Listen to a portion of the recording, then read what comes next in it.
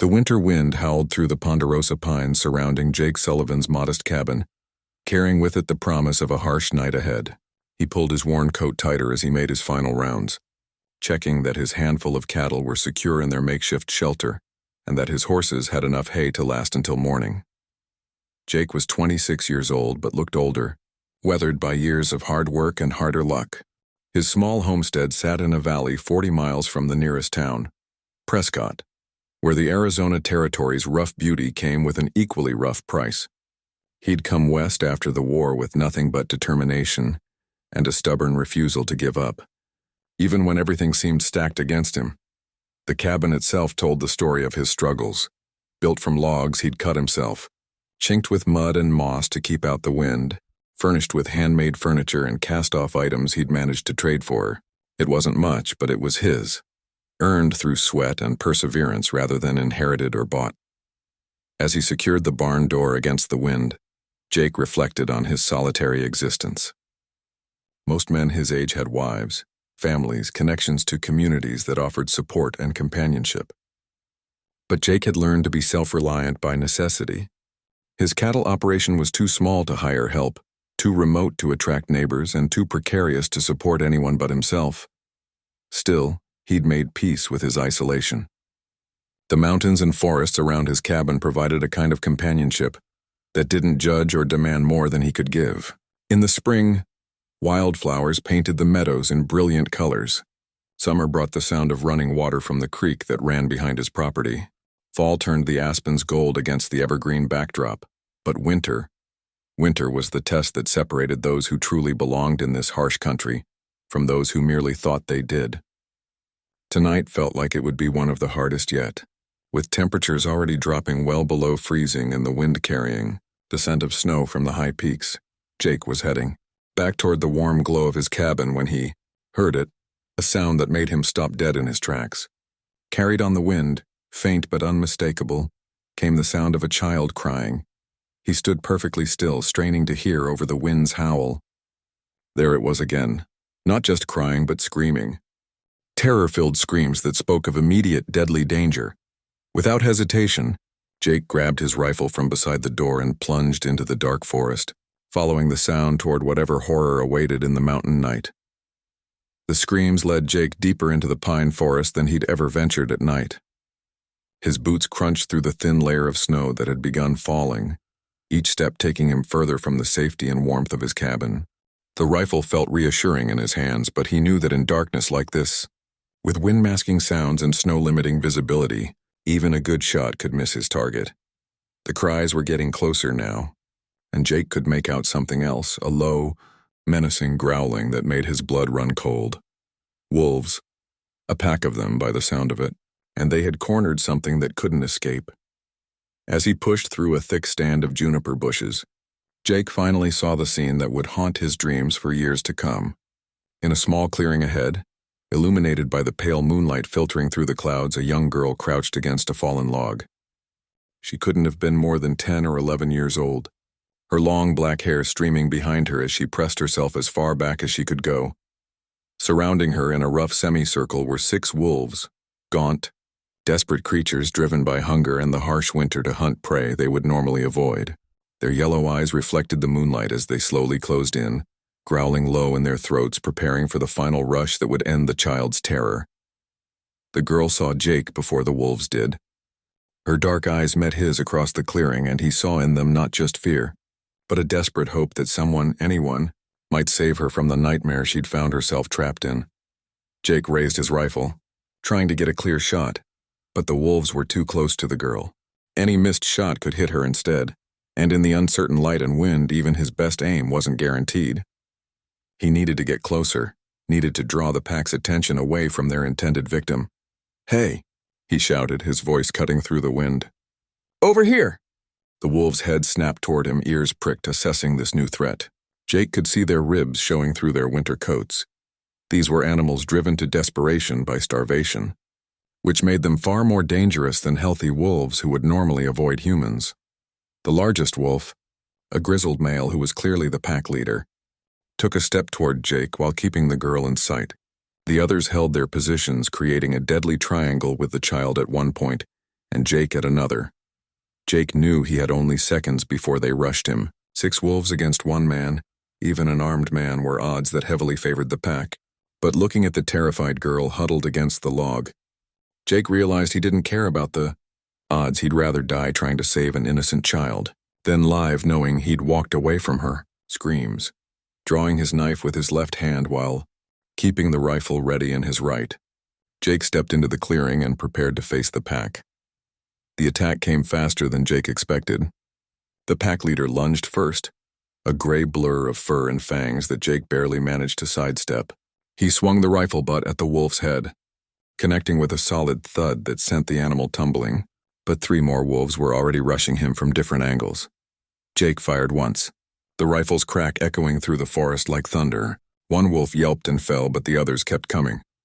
He managed to club another with the rifle barrel, but then the weapon was knocked from his hands as 2 wolves hit him simultaneously, their combined weight driving him to the ground. Rolling desperately to avoid snapping jaws, Jake came up with his knife in hand just as the pack leader recovered and charged again. The blade caught the big wolf in the shoulder, eliciting a howl of pain and rage, but the animal's momentum carried them both back to the ground in a writhing tangle of fur and steel. Through the chaos of the fight, Jake could hear the girl's terrified sobs, which gave him strength he didn't know he possessed. He drove his knee up into the wolf on top of him, creating enough space to bring the knife around again. This time the blade found its mark, and the pack leader went limp with a final shuddering breath. But there were still 4 wolves left, and Jake was bleeding from multiple bite wounds on his arms and shoulders. His rifle lay somewhere in the snow, probably damaged beyond use. All he had left was the knife and a determination that surprised even him with its intensity. The remaining wolves circled him warily now. Having learned to respect the strange prey that fought back with such ferocity, Jake used the momentary respite to glance at the girl, making sure she was still safe behind her log barrier. What he saw in her dark eyes wasn't just fear anymore.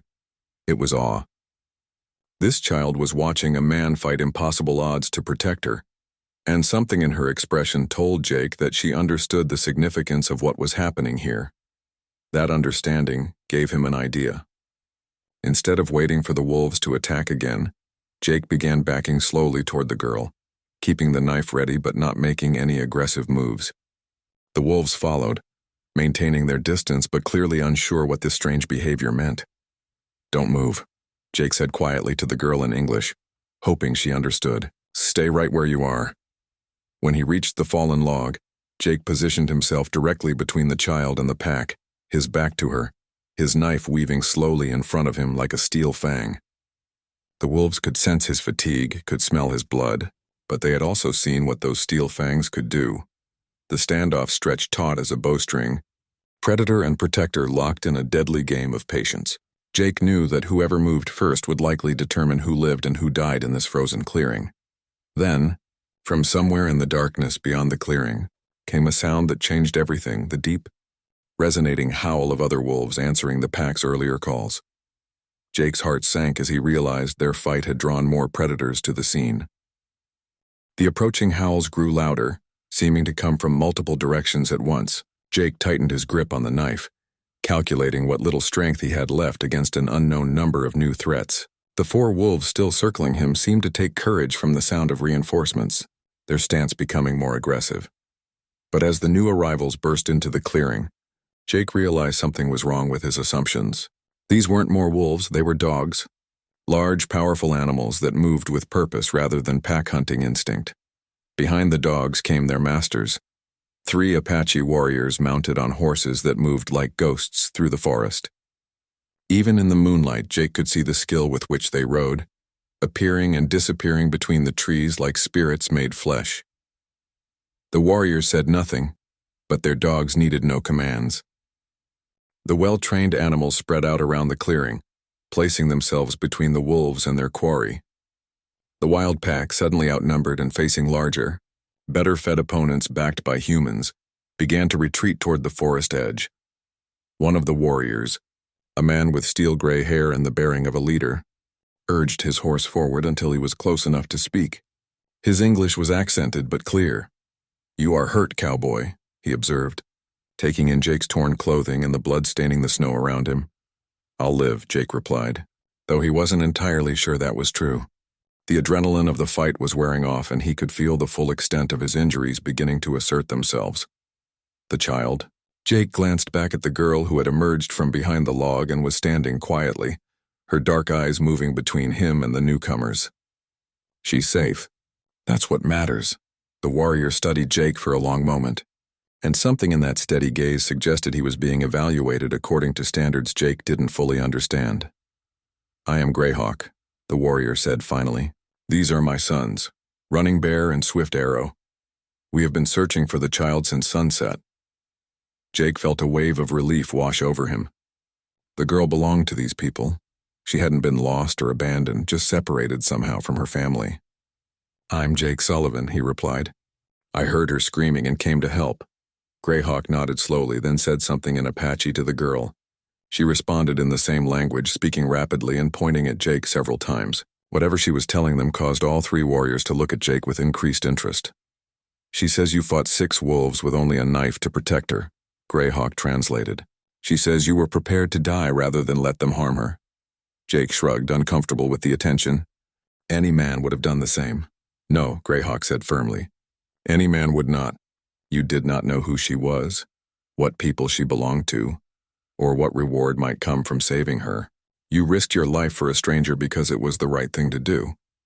The formal tone in the warrior's voice suggested that something significant was being acknowledged.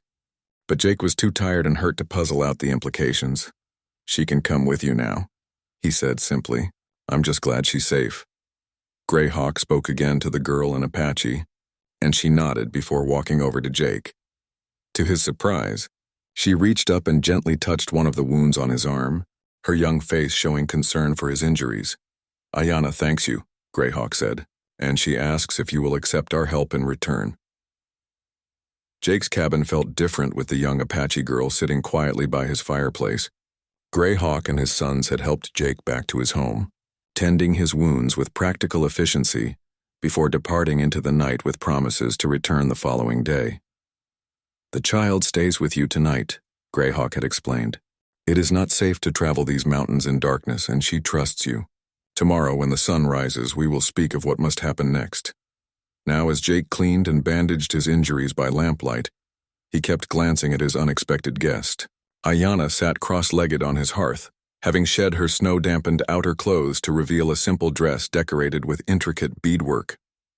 Her long black hair hung loose around her shoulders, and she watched everything he did with curious, intelligent eyes. Are you hungry? Jake asked, pointing to his mouth and then to her. Communication was going to be a challenge. His Apache was limited to a few words picked up from occasional encounters with traders, while her English seemed equally sparse. Ayanna nodded and said something in her own language that Jake interpreted as agreement. He said about preparing a simple meal from his limited supplies, bacon, beans, and coffee that had seen better days but would provide warmth on a cold night. As they ate in companionable silence, Jake found himself studying the girl more closely. There was something about her bearing, a natural dignity that seemed unusual in one so young. The beadwork on her dress was exceptionally fine, speaking of skill and time that suggested this was no ordinary child from a struggling band. When she finished eating, Ayanna began to explore the cabin with the curiosity of youth, touching Jake's few possessions with gentle hands. She seemed particularly interested in a carved wooden horse he'd made during a long winter evening, turning it over in her small hands and examining the details with obvious appreciation. You can keep it, Jake said, gesturing that she should take the toy. I made it because I was lonely, I suppose. Better that a child should have it. Ayanna looked up at him with those dark, perceptive eyes and said something in Apache that sounded like a question, when Jake shrugged to indicate he didn't understand. She set the horse down and came over to him.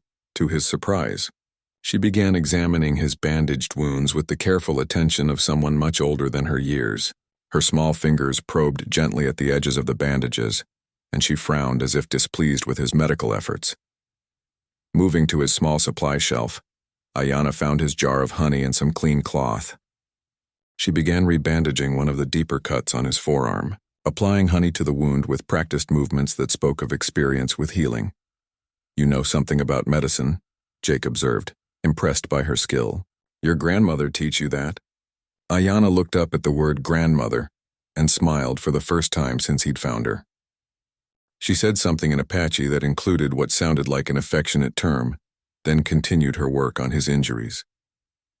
As she worked, Jake began to understand that this was no ordinary lost child.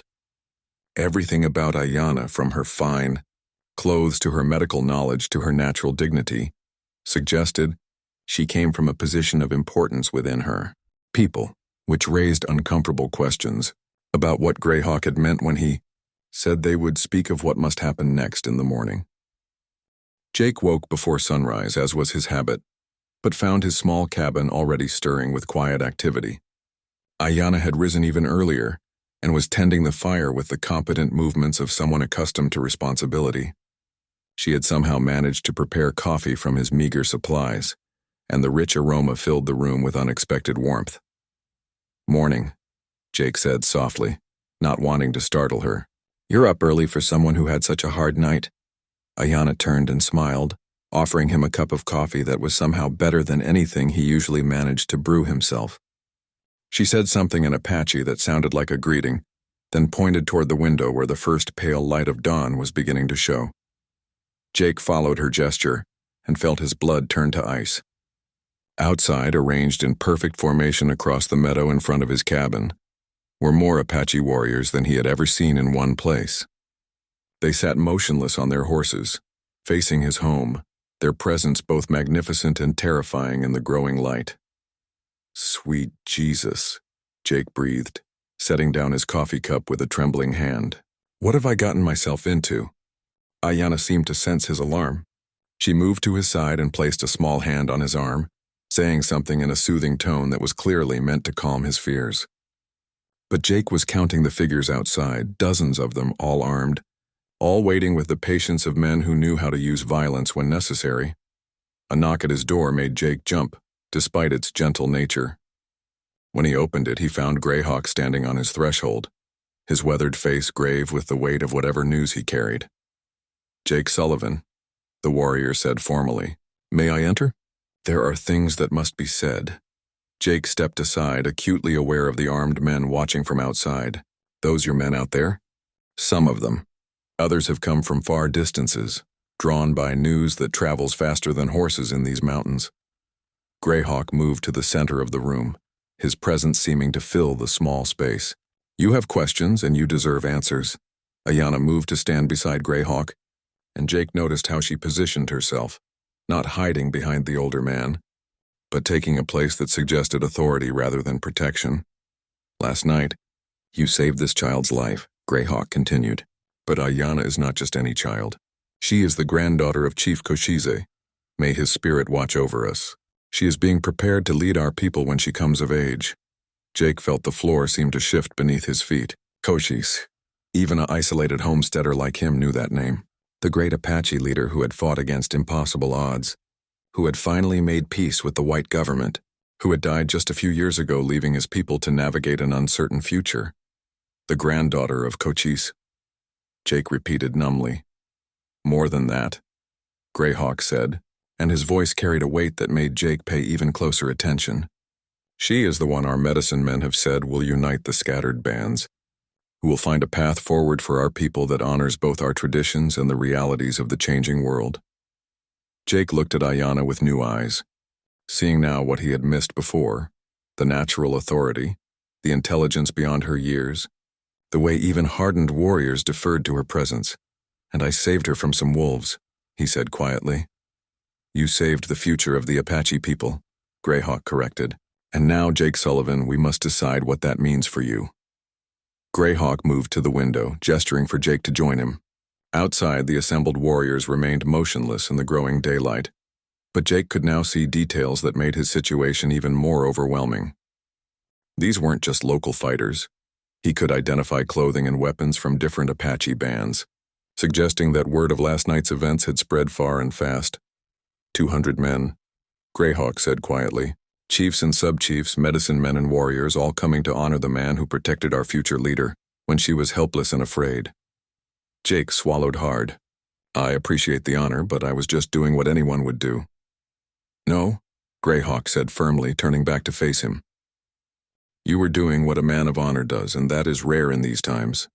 You asked nothing, expected nothing, risked everything for a child you did not know. Our people understand the value of such actions. Ayanna moved to Jake's other side, looking up at him with those intelligent dark eyes. She said something in Apache to Greyhawk, who nodded gravely. She asks if you understand what your actions have begun, Greyhawk translated. By saving her, you have created obligations and opportunities that cannot be undone. What kind of obligations? Jake asked, though he was beginning to suspect the answer wouldn't be simple. Among our people, when someone saves the life of another, especially someone of importance to the tribe, bonds are created that last for generations. You have earned the right to ask anything of us: protection, wealth, horses, weapons. But more than that, you have earned the right to be considered one of us, if you choose to accept it. Jake looked around his modest cabin, thinking of his small herd of cattle, his solitary existence, his daily struggles just to survive in this harsh country. I'm not Apache. I don't know your ways, speak your language, understand your customs. These things can be learned, Greyhawk replied. What cannot be learned is the courage you showed last night, the willingness to sacrifice yourself for others. That comes from the heart, and either a man has it or he does not. Ayanna tugged at Jake's sleeve, drawing his attention back to her. When he looked down, she held up the wooden horse he had given her the night before. She said something in Apache, then tried in careful English. Gift. For gift. Greyhawk smiled at her effort. She says that you gave her more than just this toy. You gave her life, hope, future. Now she wants to give you something in return. She doesn't owe me anything, Jake protested. Perhaps not, but she chooses to offer anyway, as do all of us gathered here. Greyhawk's expression grew more serious. Jake Sullivan, we offer you a place among the Apache people, land to ranch on that will never be taken from you, protection for your herds and your home, knowledge of this country that few white men possess, and most importantly, the chance to be part of something larger than your own survival. Jake felt the weight of the decision pressing down on him.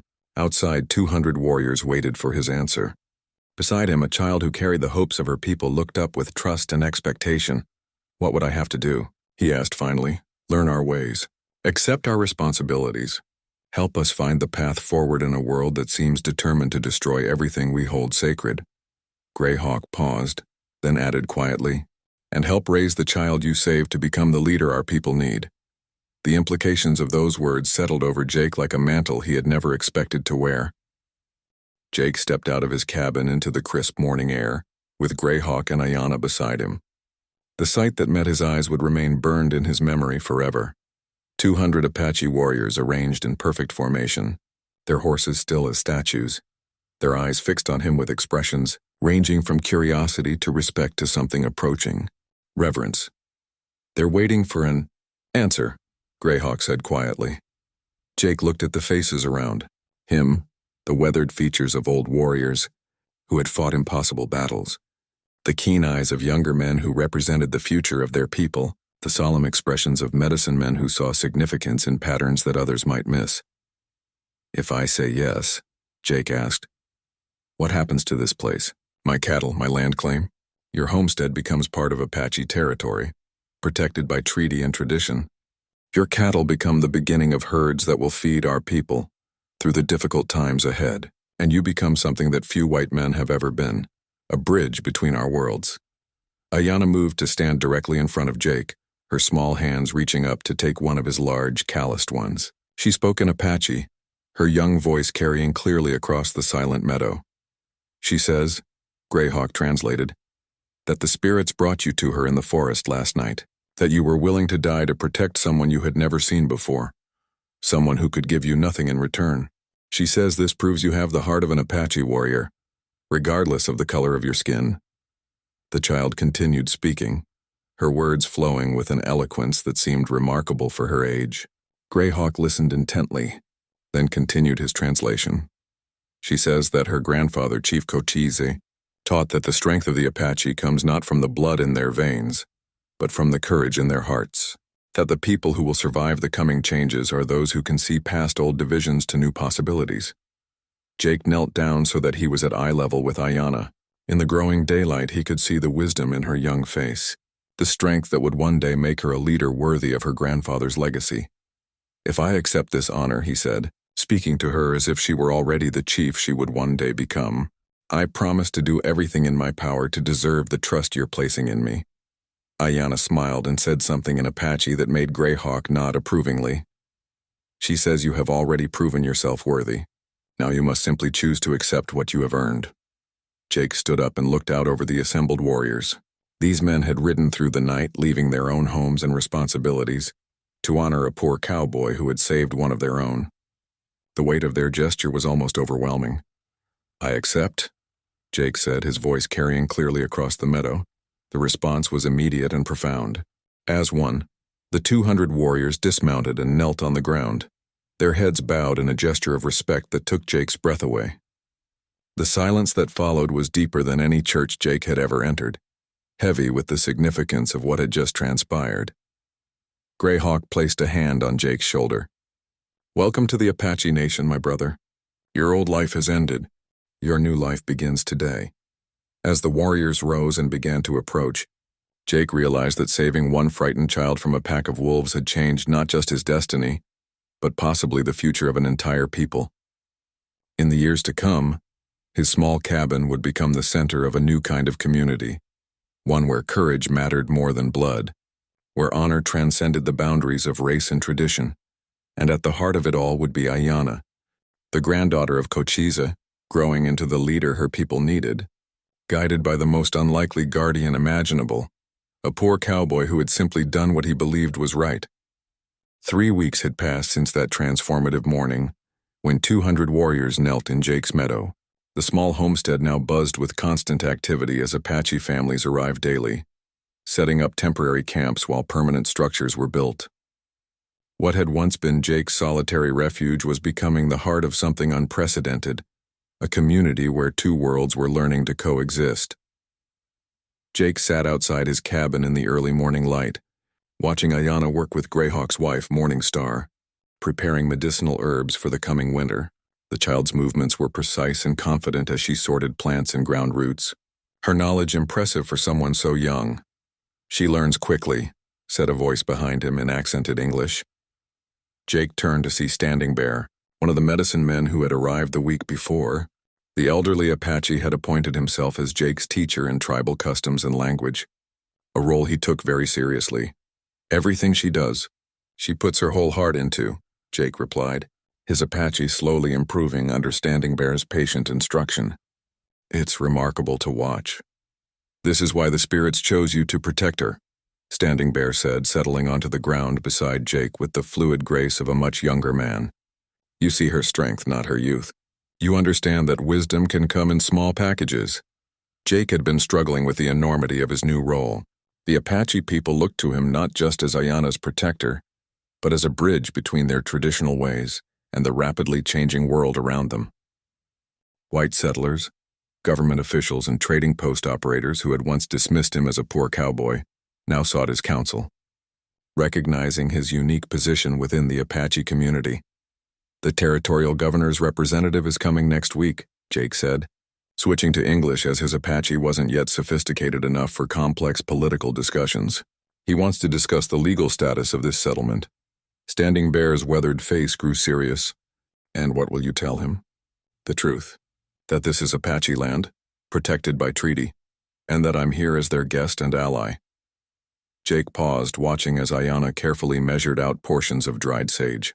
"But I suspect he won't like that answer. The white government wants all Apache people on reservations, contained and controlled," Standing Bear observed. "This community threatens their plans because it shows another way is possible." Jake nodded grimly. He'd been reading newspapers from Prescott and Phoenix, following the political winds that seemed to be blowing toward increased restrictions on native peoples throughout the territory. His transformation from isolated homesteader to Apache ally had put him at the center of tensions he was only beginning to understand. "Uncle Jake," Ayanna called out, using the English title the Apache children had taught her. She came running over with something cupped in her small hands. "Look what I found." Jake smiled at the nickname, which had evolved naturally as Ayanna spent more time learning English while he learned Apache. She opened her hands to reveal a perfect arrowhead, its obsidian surface gleaming black in the morning sun. "This is very old," Standing Bear said, examining the artifact with reverent hands. "Made by the ancestors perhaps generations ago. Finding such a thing here is a sign of approval from those who came before." Ayana beamed with pride, but Jake noticed how she carefully returned the arrowhead to Standing Bear rather than keeping it for herself. Even at her young age, she understood the importance of preserving items that belong to her people's heritage. "Will you tell me the story of how it was made?" she asked the medicine man in Apache, her young voice respectful but eager. As Standing Bear began weaving a tale of ancient hunters and sacred craftsmanship, Jake marveled at the changes in his life. Just months ago, his biggest concern had been whether his small herd would survive the winter. Now he was responsible for helping shape the future of an entire people, and somehow it felt more right than anything he'd ever done.